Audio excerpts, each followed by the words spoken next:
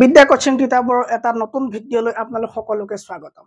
আজিৰ ক্লাছটোত আমি জানিম কেইটামান গুৰুত্বপূৰ্ণ মন্দিৰ আৰু সেই মন্দিৰ কেইটা অৱস্থিত, অৰ্থাৎ কোনখন পাহাৰত কোনটো মন্দিৰ অৱস্থিতিৰ লগতে কেইটামান আৰু অসম জিকেৰ ইম্পৰ্টেণ্ট প্ৰশ্ন। চ' চাই থাকক আৰু শ্বৰ্ট ট্ৰিকৰ সৈতে আমি আজি ক্লাছটো শেষ কৰিম। চ' ফাৰ্ষ্ট কুৱেশ্যনটো হ'ল, ফাৰ্ষ্ট কুৱেশ্যনটো যোৱাৰ আগতে মই কৈছোঁ যে আমাৰ এপ 169ত গোটেই সম্পূৰ্ণ কোৰ্চ দি আছে, জিএছ পাৰ্টৰ সম্পূৰ্ণ কোৰ্চটো দি আছে। আপোনালোকে পাৰিলে 169 পে'মেণ্ট কৰি পেলাই বিদ্যা কোচিং কিতাপৰ এপটো ডাউনলোড কৰিব।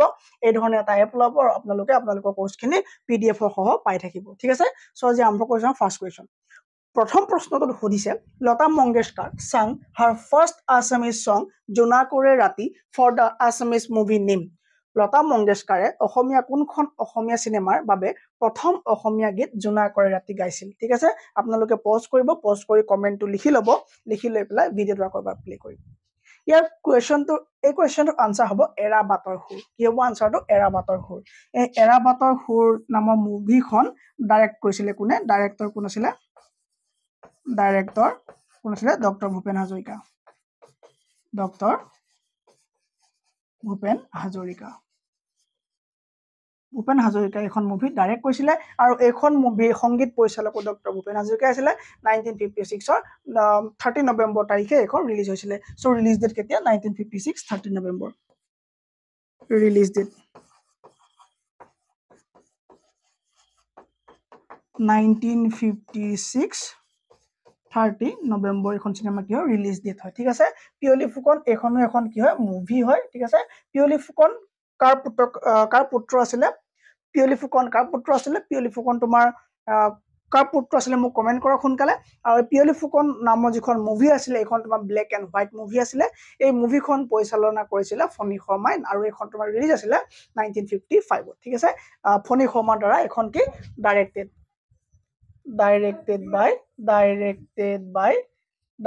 বাই ফণী শৰ্মা।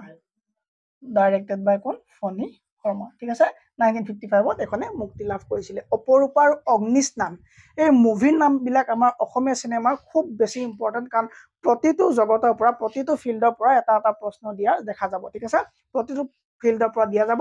চ' এই অগ্নিস্নান এখন ড্ৰামা মুভি আছিলে। এইখন তোমাৰ 1985ত ৰিলিজ কৰিছিলে। এখন তোমাৰ ডাইৰেক্ট কৰিছিলে ভৱেন্দ্ৰ নাথ শইকীয়াই। ঠিক আছে, তেওঁ অন্তৰীপ নামৰ এখন নভেলৰ ওপৰত। ঠিক আছে, চ' কোনে ডাইৰেকশ্যন কৰিছিলে? ভৱেন্দ্ৰ নাথ শইকীয়া। আৰু এখন 1985 ভৱেন্দ্ৰ নাথ শইকীয়া। ভৱেন্দ্ৰ নাথ শইকীয়াই কেতিয়া কৈছিলে? 1985ত। কোনখন নভেলৰ আধাৰত এখন মুভি কৰা হৈছিলে? সেই নভেলখনৰ নাম কি? সেই নভেলখনৰ নাম হ'ল তোমাৰ অন্তৰীপ। অন্তৰীপ। ঠিক আছে, এই অন্তৰীপ নামৰ মুভিখনৰ ওপৰত বেছ কৰি পেলাই, মানে অন্তৰীপ নামৰ নভেলখনৰ ওপৰতে এই মুভিখন কৰা হৈছিলে, যিখনৰ নাম অগ্নিস্নান। অপৰূপা কি হয়? এই অপৰূপাখনো এখন মুভি হয়। এইখন তোমাৰ 1982 আৰু পৰিচালনা কৰিছিলে জাহ্নু বৰুৱাই। ঠিক আছে, চ' জাহ্নু বৰুৱাই পৰিচালনা কৰা এখন মুভি অপৰূপা। এখন কেতিয়া? জাহ্নু বৰুৱা। ঠিক আছে, বৰা নহয়, বৰুৱা। অ'কে, ঠিক আছে, আৰু একো দিগদাৰ পোৱা নাই কোনেও? নেক্সট কুৱেশ্যনটো হ'ল যে which American singers influence can be seen in Bhupen Hazarika's famous song বিস্তীৰ্ণ পাৰৰে? কোনজন আমেৰিকাৰ গায়কৰ প্ৰভাৱ ভূপেন হাজৰিকাৰ বিখ্যাত গীত বিস্তীৰ্ণ পাৰৰে দেখা যায়? চ' কোনজনে গাইছিলে? তোমাৰ কি হ'ব আনচাৰ? পল ৰবচন। ঠিক আছে, পল ৰবচনে গাইছিলে। বাকী কেইজনো কি হয়? তোমাৰ আমেৰিকান কি হয়? ছিংগাৰে হয়। আৰু এজন তোমাৰ কি হয়? এক্টৰ হয়। ক'ৰ? আমেৰিকাৰ কি হয়? এক্টৰ হয়। ঠিক আছে, চ' শুদ্ধ আনচাৰ কি হ'ব? পল ৰবচন। ঠিক আছে, চ' কাৰেক্ট আনচাৰ উইল বি কি অপশ্যন? পল ৰবচন। ঠিক আছে, নেক্সট কুৱেশ্যনটোৰ কাৰণে মই 10 ছেকেণ্ড টাইম দিওঁ, যদি কোনোবাই পাৰে মোক আনচাৰটো দিয়ক। ভাৰতীয় বৈজ্ঞানিক অভিযানৰ সদস্য হিচাপে এণ্টাৰ্কটিকা ভ্ৰমণ কৰা প্ৰথম অসমীয়া কোন? 10 ছেকেণ্ড টাইম।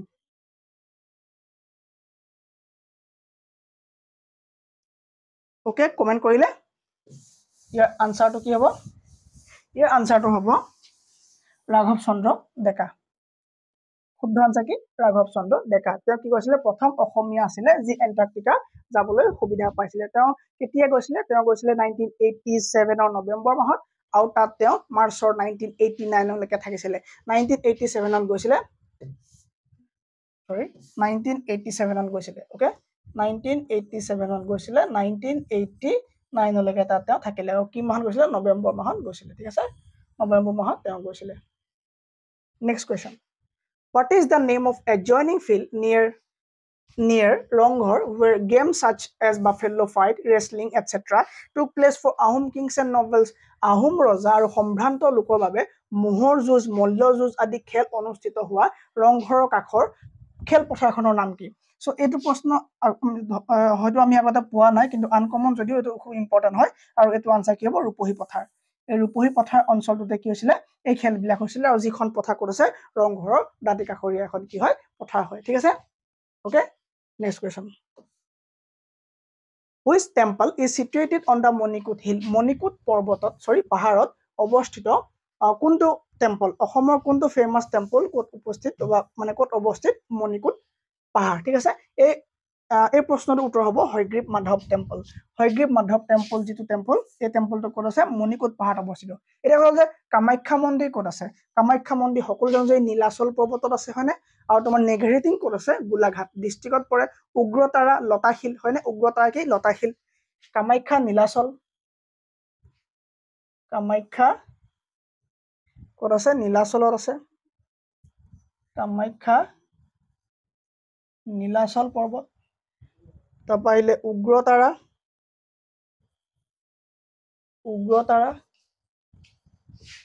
উগ্ৰ ৰূপ ধৰি লতা কাটিলে। লতাশিল কি হ'ব? লতাশিল। ঠিক আছে? তাৰপৰা আৰু ইম্পৰ্টেণ্ট কি আছে? আৰু কিবা ইম্পৰ্টেণ্ট আছে তোমাৰ? নেঘেৰিটিং ক'তছে ক'লো মই? গোলাঘাট। নৱগ্ৰহ ক'তছে? চিত্ৰাচল। নৱগ্ৰহৰ উমান পায় নৱচিত্ৰৰ উমান পায়। নৱগ্ৰহ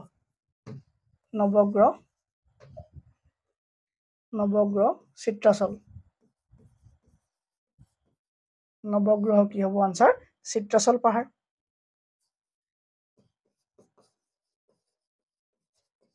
চিত্ৰাচল। ঠিক আছে? আৰু নেঘেৰিটিং ক'ত ক'লো মই? গোলাঘাট বুলি ক'লো। আৰু কিবা আছে নে? এইকেইটা আমি জানিলে হৈ যাব। ঠিক আছে? চ' আৰু বাকী আমি গোটেই মন্দিৰৰ টেম্পলৰ বিষয়ে আমি নেক্সট ক্লাছত আমি ডিটেইল আলোচনা কৰিম। নেক্সট কুৱেশ্যনটো কি আছে? মূলা গাভৰু ৱাজ দ্য ডটাৰ অফ। মূলা গাভৰু কাৰ কন্যা আছিল?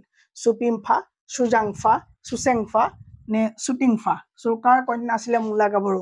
মূলা গাভৰুৰ বিষয়ে আমি আগত এটা ক্লাছ কৰিছো। তেওঁ বাপেক কোন আছিলে? ঠিক আছে? তেওঁ কাৰ লগত বিয়া হৈছিলে আৰু কোনখন যুদ্ধত তেওঁ মৃত্যুবৰণ কৰিবলগীয়া হৈছিলে? কাৰ বিৰুদ্ধে যুঁজ দিব লগা হৈছিলে মূলা গাভৰুৱে? মাত্ৰ 5 ছেকেণ্ড টাইম দিছো এইটো আনসাৰ কৰিবৰ কাৰণে। 5 second time, just 5 second time. এইটো আনসাৰ মোক কৰি দিব লাগে সোনকালে। ওকে, 5 ছেকেণ্ড হ'ল। 5 ছেকেণ্ড হ'ব এতিয়া। ঠিক আছে? এইটো আনসাৰ কি হ'ব? আচ্ছা, এইটো কুৱেশ্যন কৰাৰ আগত অকণমান ইয়াত থাকি গ'ল তোমাৰ এই যে এইটো কুৱেশ্যন যে হয়গ্ৰীৱ মাধৱ মন্দিৰ, এই হয়গ্ৰীৱ মাধৱ মন্দিৰ ক'ত অৱস্থিত সেইটো আমি গম পালো নাই বাৰু? কামাখ্যাত, নহয় নে? হাজোৰ। ওকে, চৰি কামৰূপ, নট কামাখ্যা। কি হ'ব? হাজোৰ কামৰূপত হয়গ্ৰীৱ মাধৱ টেম্পল অৱস্থিত। ইয়াক তোমাৰ কোনে নিৰ্মাণ কৰিছিলে?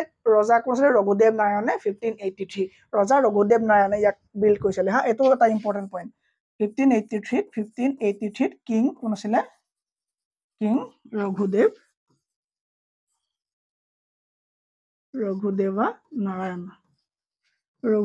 নাৰায়ণে এইটো কি কৈছিলে? বিল কৰিছিলে। ক'ত? তোমাৰ হাজো, কামৰূপ।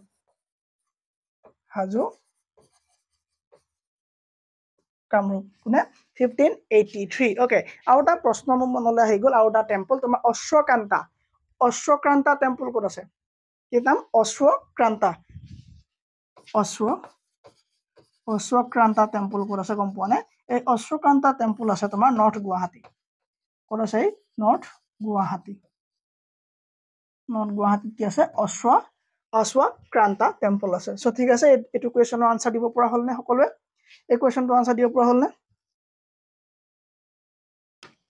চ' আনসাৰ কি হ'ব? চুপিমফা।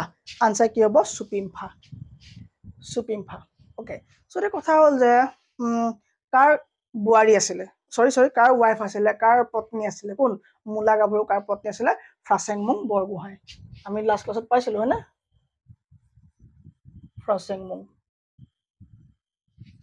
ফ্ৰাচেংমুং বৰগোহাঁই পত্নী আছিলে, হয়নে? ৱাইফ আছিলে। কাৰ বিৰুদ্ধে যুদ্ধ কৰিছিলে তুৰ্বক বেংগলৰ নবাবে পঠাইছিলে হয়নে কি হৈছিলে তুৰ্বকৰ বিৰুদ্ধে ফাইট কৰি পেলাই প্ৰাণ আহুতি দিছিলে কোনে মুলা গাভৰুৱে প্ৰাণ আহুতি দিছিলে ওকে তাৰপৰা তোমাৰ সুজাংফা অপচন আছে নি সুজাংফা এই সুজাংফা কোন হয় তোমাৰ সুদাংফাৰ পুত্ৰ হয় না সুদাংফাৰ পুত্ৰ ওকে আৰু মানে যাক আমি বামুণী কোঁৱৰ বুলি জানো কাক সুদাংফা হয় নে নহয় নেক্সট কুৱেশ্যনটো হ'ল যে who become the first Assamese to receive Uttam Yudh Sewa medal কৈছে যে প্ৰথম অসমীয়া কোনজন সেনা মানে কোনজন সোলজাৰে কি পাইছিলে উত্তম যুদ্ধ সেৱা মেডেল ঠিক আছে উত্তম যুদ্ধ সেৱা মেডেল এই উত্তম যুদ্ধ সেৱা মেডেল কাক দিয়া হয় যি তোমাৰ ডিস্টিংগুইশলি তেওঁ ডিউটি পালন কৰে in the time of war ঠিক আছে যুদ্ধৰ সময়ত যি নিজৰ দায়িত্ব বহুত ধুনীয়াকে পালন কৰে তেওঁ কি দিয়ে উত্তম যুদ্ধ সেৱা মেডেল দিয়া হয় আৰু সেইটো উপাধি পাবলৈ যোগ্য হোৱা আমাৰ অসমৰ সুযোগ্য সন্তান কোন আছিলে সন্তান লেফটেনেণ্ট জেনেৰেল ৰাণা প্ৰতাপ কলিতা ঠিক আছে নে আৰু ওমেন কোন আছিলে ভাৰতৰ সেই সময়ত গম পোৱা নাই মিন্টি আগৰৱালা কি হয় ওমেন আছিলে যি এটো এৱাৰ্ড পাইছিলে কি নাম মিন্টি আগৰৱালা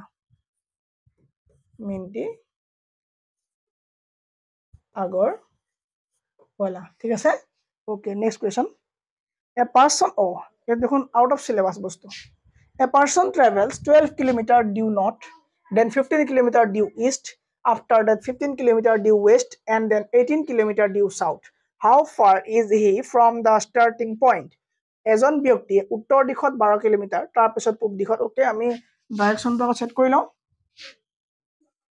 ওকে কি হ'ব নৰ্থ সাউথ ইষ্ট ওয়েস্ট প্ৰশ্নটো কি এজন ব্যক্তি ক'ত আছে এটা পইণ্ট আছে আৰু সেই পইণ্টটো হৈ গ'ল তোমাৰ সেই পইণ্টটো হৈ গ'ল এই পইণ্টটো য'ত এজন ব্যক্তি ৰৈ আছে কৈছে যে তেওঁ তাৰ পৰা 12 কিলোমিটাৰ নৰ্থলৈ গ'ল তাৰমানে তেওঁ কিমান গ'ল নৰ্থলৈ কিমান গ'ল 12 কিলোমিটাৰ 12 কিলোমিটাৰ তেওঁ নৰ্থলৈ গ'ল ঠিক আছে 12 কিলোমিটাৰ তেওঁ নৰ্থলৈ গ'ল তাৰপৰা কৈছে যে then 18 kilometre to the south আৰু দক্ষিণ দিশে কিমান গ'ল 18 কিলোমিটাৰ এইখিলে গৈছিলে নহয় ন এইখিনি বা তেওঁ আকৌ মানে এছাৰে গৈছিল ঠিক আছে এইখিলে গ'ল কিমান 12 12 লিখিলে দেখিবলৈ বেয়া লাগিছে ঠিক আছে সব 12 কিলোমিটাৰ গ'ল আৰু এফালে যাব কিমান আফটাৰ দ্যাট 15 কিলোমিটাৰ ওয়েষ্টৰ ফালে কিমান গ'ল ঠিক আছে নে এ পাৰ্সন ট্ৰেভেল নৰ্থৰ ফালে ইমান গ'ল নৰ্থ সাউথ ইষ্ট ওয়েষ্ট ঠিক আছে ওকে ঠিক আছে সো তেওঁ ক'ত গ'ল ইষ্টৰ ফালে কিমান গ'ল কৈছে after that 15 kilometre due west north গ'ল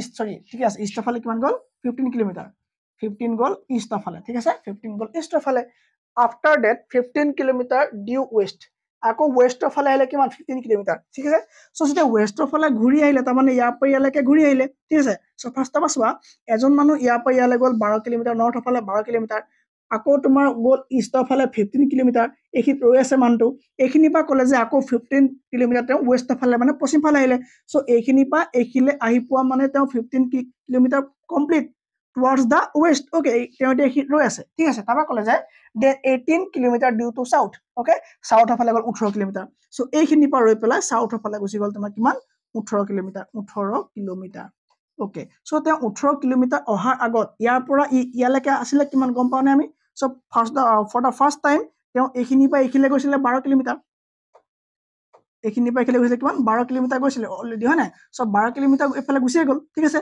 সো আকৌ যেতিয়া এইখিনি পৰা 18 আহিলে আমি একনটো মাইনাস কৰিব লাগিব হয় না সো 18 কিলোমিটাৰ মাইনাস 12 কিলোমিটাৰ আৰু ইয়াৰ আনসাৰ হ'ব 6 কিলোমিটাৰ ইয়াৰ আনসাৰ কি হ'ব 6 kilometre is the correct answer ইয়াত অপচন আছে নে আছে সো 6 কিলোমিটাৰ কি হ'ব শুদ্ধ আনসাৰ হ'ব ঠিক আছে okay next question Introducing a man, a woman said, his wife is the only daughter of my father. How is that man related to the woman? এগৰাকী মহিলা ৰৈ আছে বুলি কৈছে এগৰাকী মহিলা ৰৈ আছে আৰু তেওঁৰ লগত কোন আছে এজন মানুহ এই মানুহজনক চিনাকি কৰা দিছে বেলেগৰ লগত ঠিক আছে এইগৰাকী হ'ল তোমাৰ কি ফিমেল আৰু এগৰাকী হ'ল মেল ঠিক আছে এই ফিমেল জনে বেলেগ এজন মানুহ এইজন মানুহক কৈছে যে কি বুলি কৈছে ভুল হৈ গ'ল সিম্বলটো দিয়া